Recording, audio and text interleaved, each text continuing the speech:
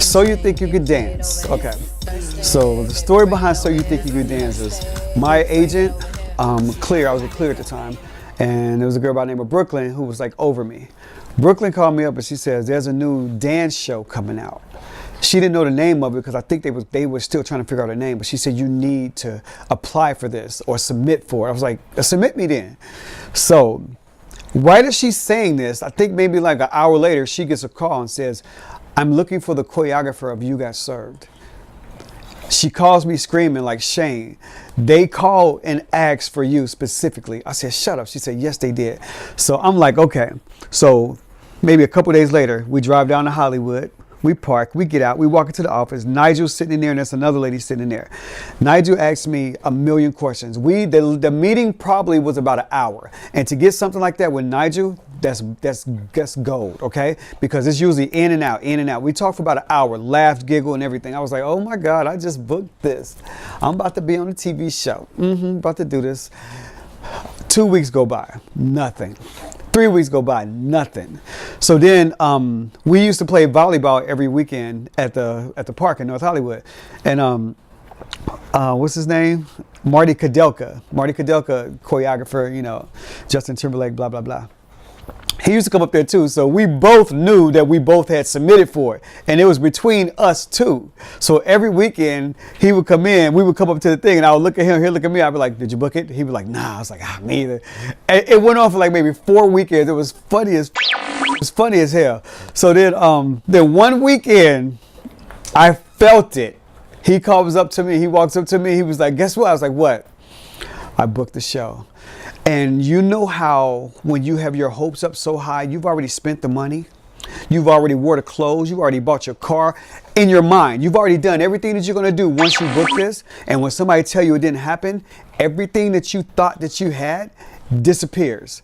So my heart dropped and I was like, congratulations, little bruh. You deserve it. We both was like laughing. It was so funny. So a couple weeks went by. And I didn't even want to watch the show. That's how I am. I can't even watch the show because I wasn't on it because I didn't want to see it. So my agent calls me back. She says, they want you to come in for an episode. Here we go. I was like, here we go. I said, get me on that stage. Just give me one routine. So she books me on the show. We go in there. I meet Nigel. Everybody's talking. It was like, okay, this is what you're going to do. And my first number. The next time you see this. Doom da da doom do doom da da doom do. All black with the suspenders. Standing ovation. Killed it. What I did was, this is what I did. I went back so old school with the choreography. I would say if I'm doing a hip hop number, I don't want it to look like it's lyrical, contemporary. I don't want it to look like none of that. So what did I do? I started them on the floor like a dog. And when we was back in Cincinnati with my boys Chris and Cold Crush and all that stuff, we used to walk the dog, boom, boom, and be popping and fire. So I was like, I'm gonna bring that to this show. And I did that, and I swear to God, y'all watch the episode, standing ovation. Nigel got up, looked at me, you just changed hip hop, or he did something crazy like that. And I was like, there it is. And I was on every episode after that. Y'all know I was on every episode after that. We was killing that show. Favorite number, Sexy Love. What's the song when I did the Sabra and it was a love song by Neo? Yeah. But the doom doom doom doom doom.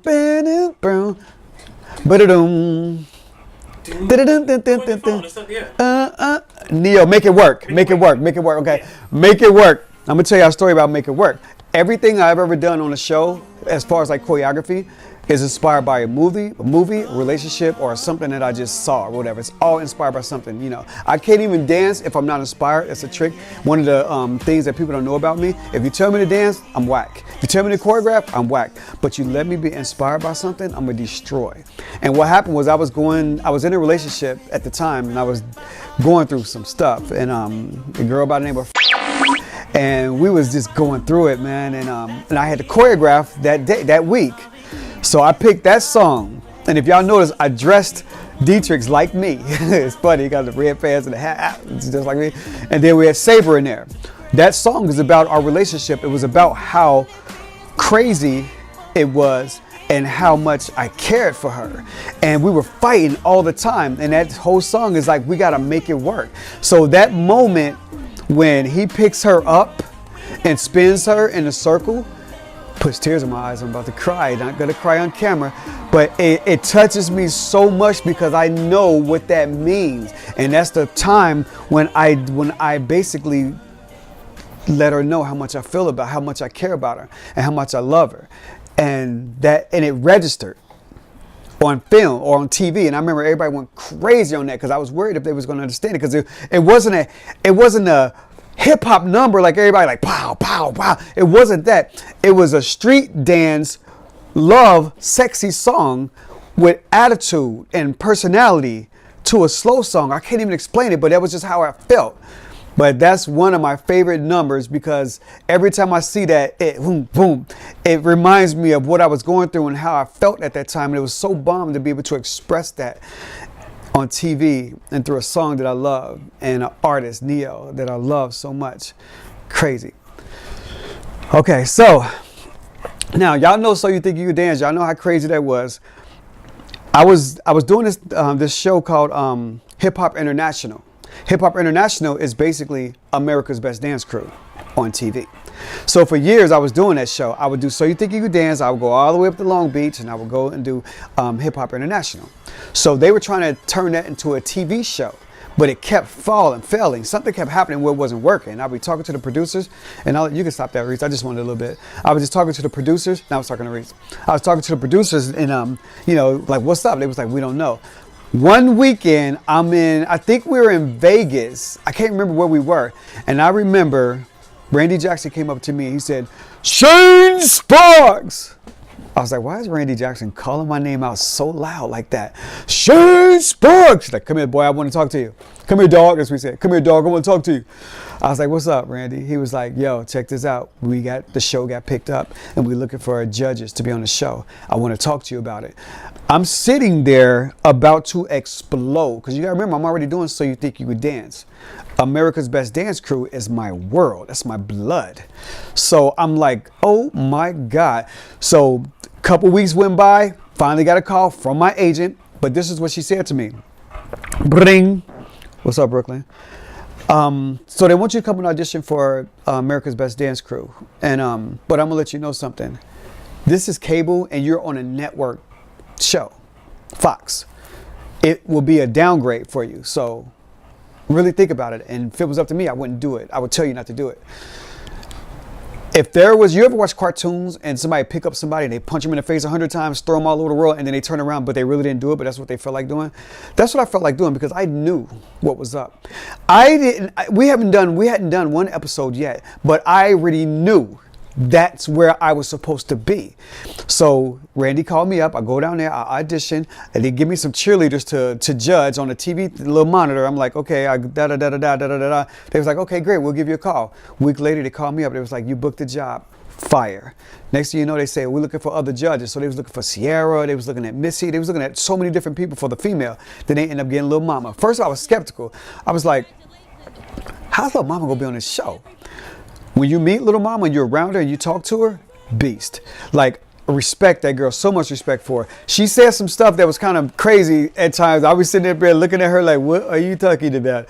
But that girl had so much passion in what she said and what she did. I had to respect her, and me and her had a bomb relationship on there.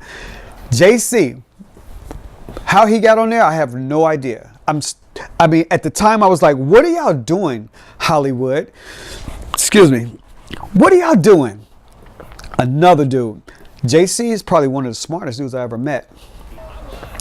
He made, it was like, you know how you put two people together, they complement each other? That's what JC was.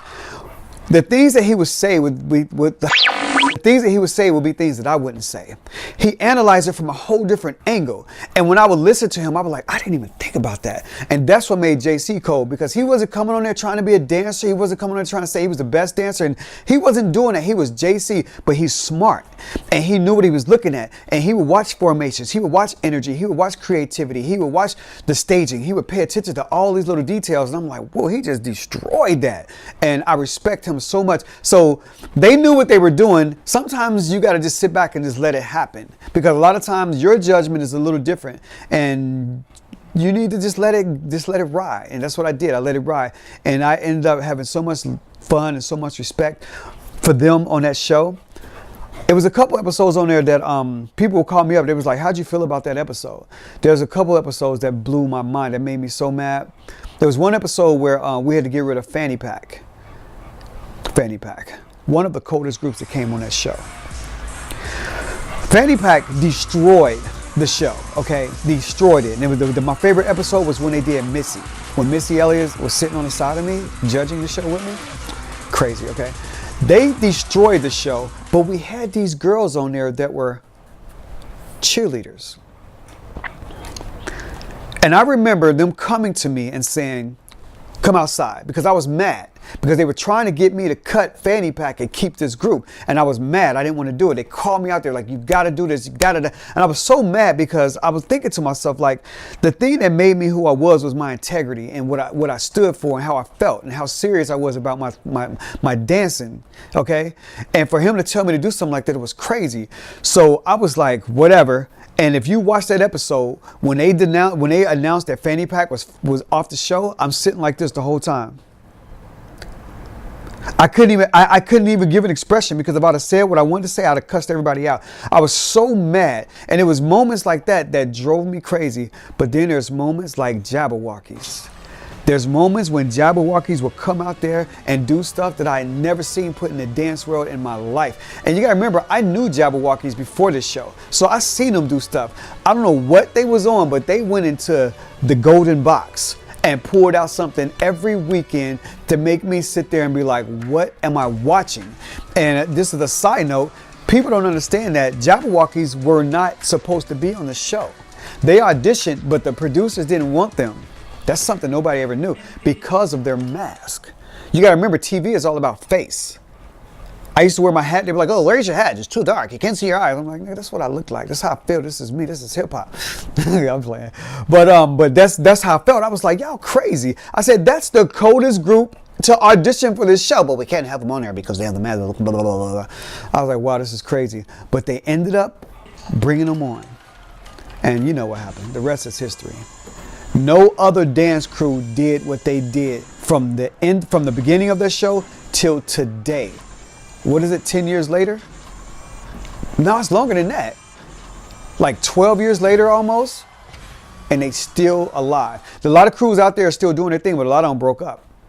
You know, a lot of people asked me how I felt about when I went off the show and then they brought Omarion on.